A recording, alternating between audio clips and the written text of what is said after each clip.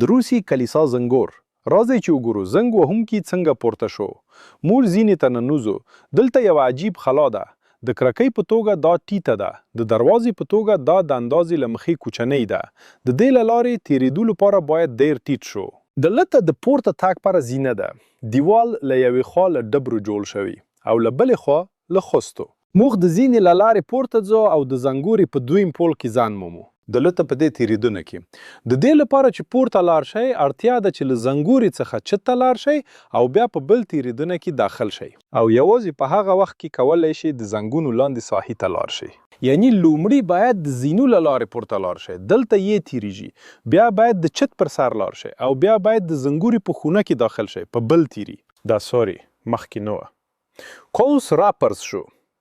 ښکاري چې خښتۍ له دیوالو تل دي. یعنی د زنګ په منار کې یوه ځانګړې خونه جوړه شوې چې د نه پوهېدو مقصد لري. هغه دومره مهمه وه چې د ناآرامه تګلارو او پورته کېدو جوړولو ته اړ شو. د عادي زینی پر ځای پورته. شاید د اکوستیک ریزونانس لپاره اضافي کمره وه.